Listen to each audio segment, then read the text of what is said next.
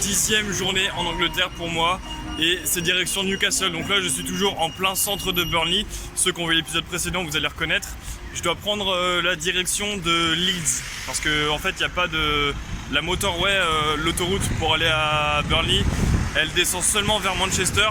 Il n'y en a pas qui va directement vers Newcastle vu que Burnley c'est un peu isolé comme ville. Donc là je dois reprendre une route qui descend vers Leeds pour retrouver les routes principales et prendre ensuite les routes qui partiront vers le nord-est de l'Angleterre, vers Sunderland, vers Newcastle et on va faire comme ça.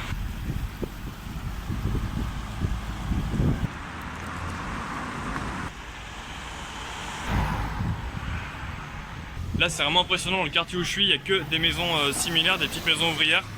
Et toutes les rues qui commencent là-bas ici, ce sont des rues similaires à celles que je viens de montrer juste avant. Ce qui me choque en ce moment par contre, c'est le temps. Il y avait toujours de la pluie quand j'étais sur la côte sud. Là je suis presque dans le nord-ouest de l'Angleterre.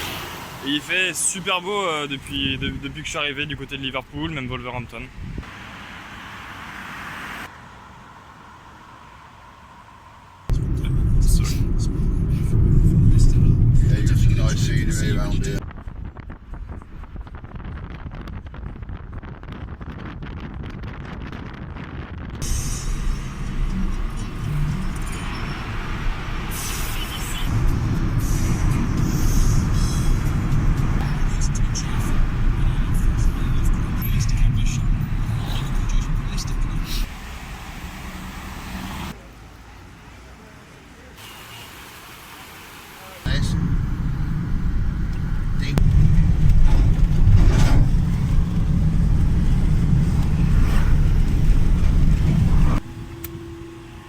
Heures passées, je suis rendu au centre, bientôt au centre de Bradford, donc c'est en banlieue de Leeds. Là je pourrais faire plein de clubs des divisions inférieures, mais vu que la journée avant, je vais essayer de continuer à filer vers Newcastle au plus vite.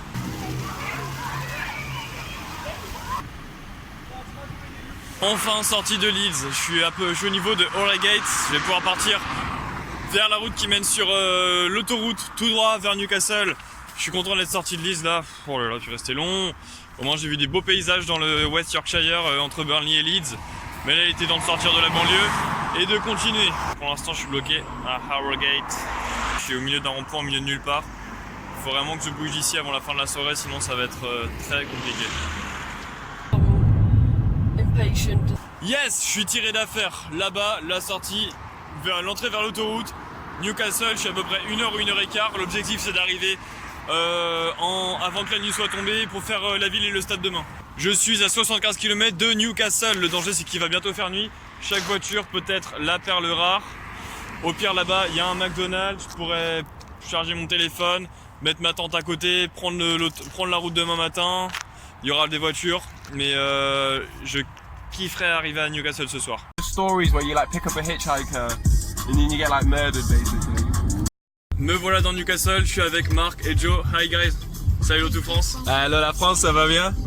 Bonjour France. En plus, Marc il est moitié français, so Marc, tell me where you're from and what the French cities you know. Ma mère elle vient de Nice, je voulais dire bonjour à Léon à Annecy et à Montaigu. Salut à Sophie à Nice, à Wesh Montaigu.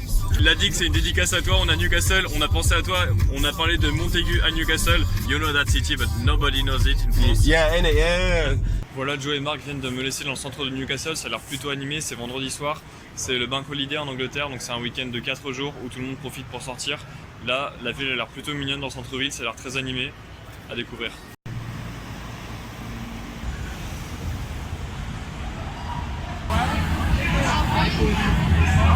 Je profite d'être encore en centre-ville pour présenter rapidement la ville de Newcastle.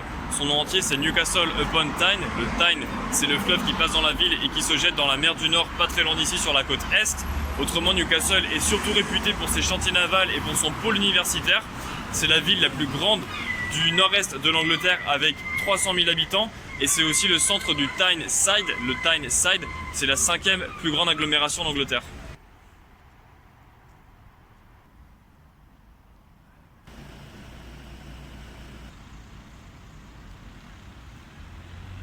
Sur les cartes postales de Newcastle, on reconnaît souvent ces ponts en centre-ville. Celui-ci, c'est le High Level Bridge, le premier pont au monde à avoir servi au trafic routier et ferroviaire à partir du 19e siècle.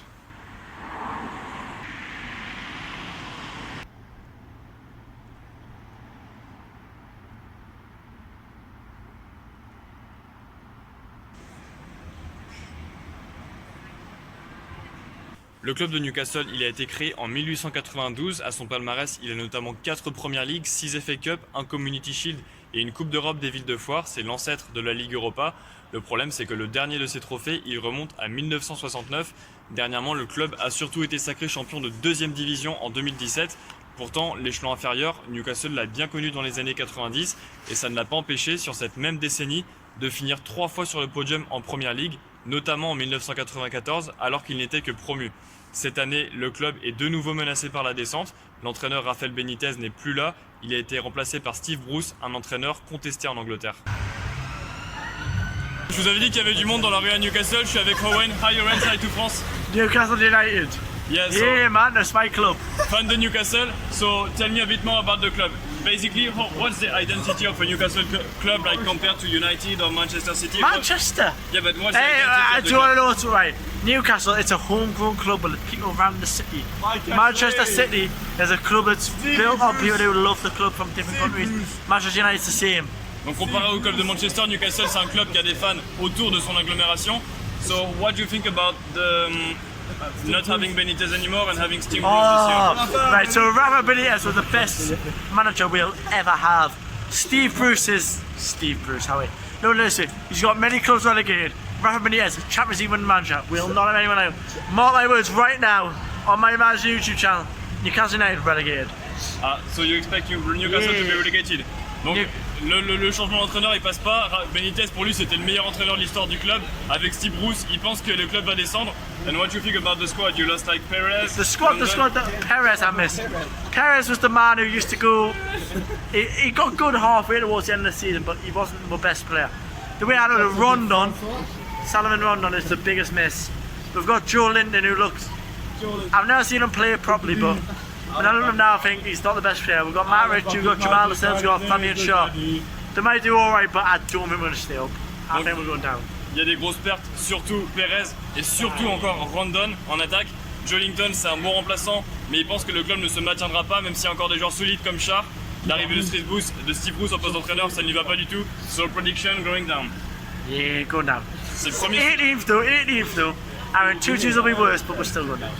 Yeah, ok. Bon, c'est le premier supporter que je croise qui dit que son club va descendre. Tell me what's the plan for the night? The plan for tonight is we're going to take Matthias. We're going to take him on a good night tonight, right? The boys from Newcastle, England. Donc voilà, au final, on a sympathisé dans la rue. Je vais pouvoir dormir chez Owen et chez tous les gars avec qui on était tout à l'heure dans Newcastle. Donc, enfin faire une bonne nuit en intérieur. Thank you so much, Owen, for that. Cheers, mate. Yeah, don't do it.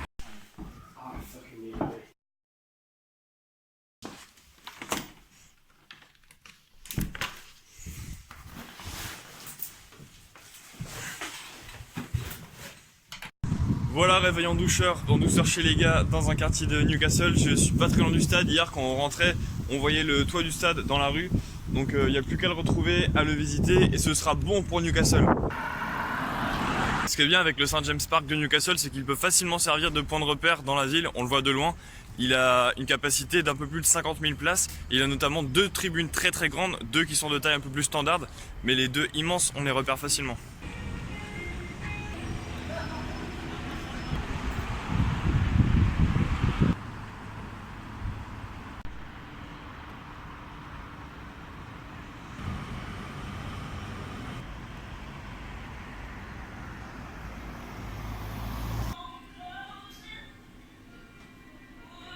Je trouve que le maillot de Newcastle avec ses bandes blanches et noires, c'est vraiment l'un des plus sobres et des plus classes de la Première Ligue.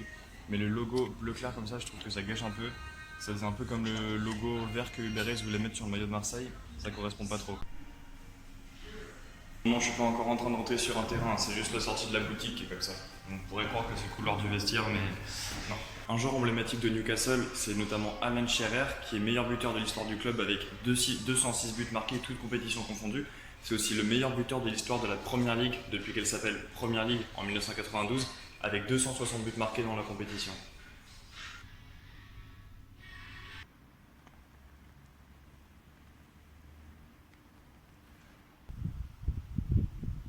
Ça fait un peu comme à Old Trafford, le stade de Manchester United. Là, il y a la base ancienne du stade, ensuite une grande tribune qui est construite par-dessus. et qui forme un tunnel en dessous.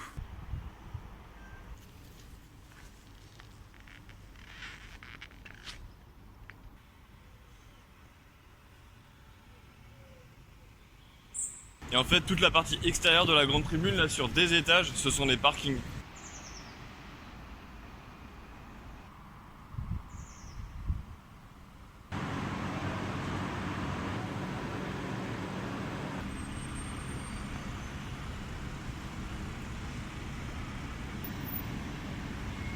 Voilà les amis, 18e stade sur les 20 à faire, c'est bientôt terminé. J'ai mis du temps à arriver à Newcastle, mais c'est fait. Maintenant Sheffield joue à 15h contre Leicester, il est 11h. Le rêve ce serait d'être au pub autour du stade avec les supporters pour 15h. Mission impossible, peut-être pas.